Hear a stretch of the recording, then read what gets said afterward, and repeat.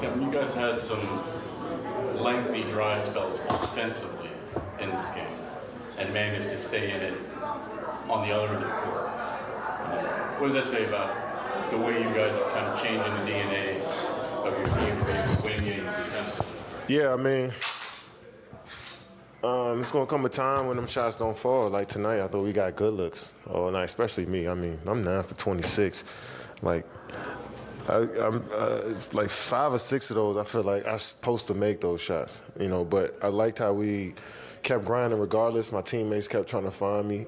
We kept trying to move the ball. We had 26 assists, but I really felt like we could have 32, 33 with the amount of looks we got up. So, but with all of that, you still got to go out there and lock in on the defensive side of the ball, and I think we did a good job of that.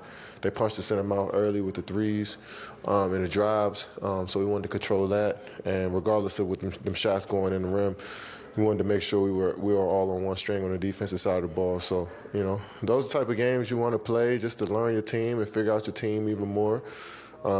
Because you're a whole totally different team when your shots aren't going in. So it was a good test for us. Kevin, to your point, you guys won a lot of different ways in the last month, but it's usually when you or Kyrie is rolling and the offense gets cooking. What does it mean to get a win like this when you guys aren't shooting the ball the way you want to and the way that you've been doing for the last few days? Yeah, I mean, it's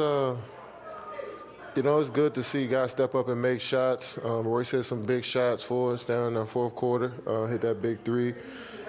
Claxton Ben played great for us. So when those shots aren't falling, I think we didn't get down on ourselves because we generated good looks. I mean, we wasn't shooting bad shots.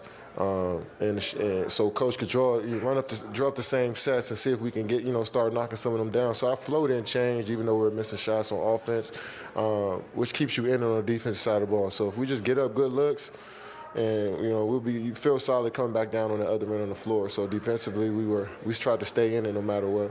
Kevin, going on two-part for you, Nick said at least 5 blocks in 3 of his last 5 games. Did he have 5 tonight? Damn.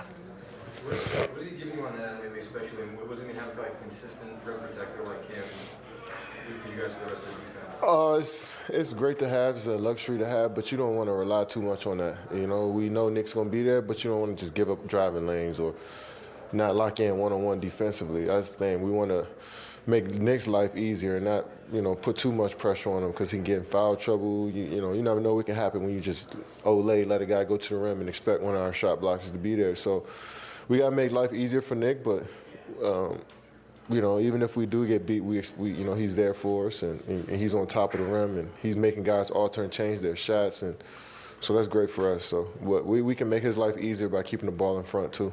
You look at the year he's had on both fronts. I mean, the field goal percentage leading the league and then the blocks per game. I mean, his rookie year, one of your teammates had called him the second most talented player on the team behind you. Now in Dallas, and you look at all the centers he's had to play behind and the injuries he's had. I mean, how much of this season did you guys see glimpses of over time? It was just a matter of him getting healthy and having an extended opportunity versus development into that. Yeah, he's been injured a couple times and in and out the lineup, but he's always a confident player, always looking to get better. And I think when opportunity needs preparation, you become a good player. And I think this last couple years he's been trying to figure out his role around Kyrie, myself, James when he was here, now Ben when he was here. So being that anchor as we expect him to be, that's a tough transition coming from a young college player, young guy in the league to, you on teams now that is trying to, play deep into the playoffs. So you got to be that anchor as a center, and he's learning by the day. But he's also actually, commanding a lot out there as a big, telling us where to be, speaking up on the switches, protecting the rim, rebounding the basketball. He's doing a lot for us. TJ was obviously big for you guys, especially when some of those other shots weren't falling. Just in the month you guys have had him, Jacques said he feels like he's starting to make progress in terms of playing off you and Kai. Just what have you seen on that end? Yeah, just getting more comfortable with everybody.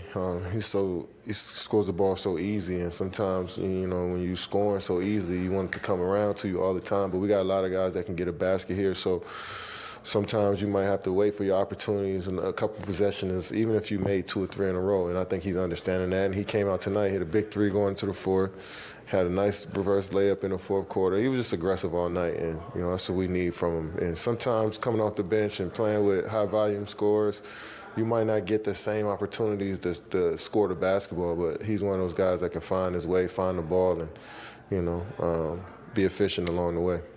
Kevin, you mentioned on Wednesday that you guys were constantly trying to climb back, and that was what didn't get you guys over the hump. To be down by 11 at half and to see you guys respond and to make those adjustments, how good is it to see you guys come off of Wednesday night and be able to do that, even though you guys didn't have a starting?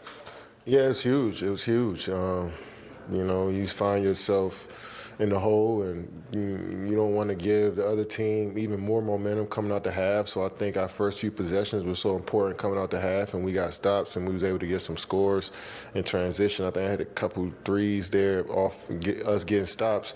Guys got to the rim. So we don't want to be in that position of being down 11 and trying to fight our way back into the game. But if we are in that situation, we take a possession at a time and rely more on our defense than offense.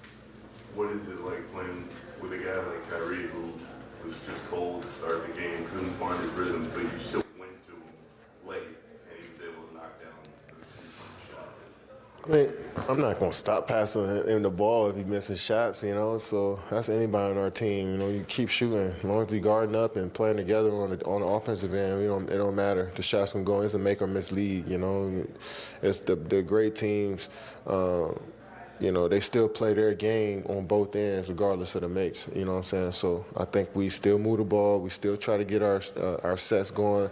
Defensively, we still try to be on one string. And, once we went through that cold spell, we was actually, make a couple shots. And, that's always good for a team when you can withstand, the cold shooting by playing solid defense and just playing hard.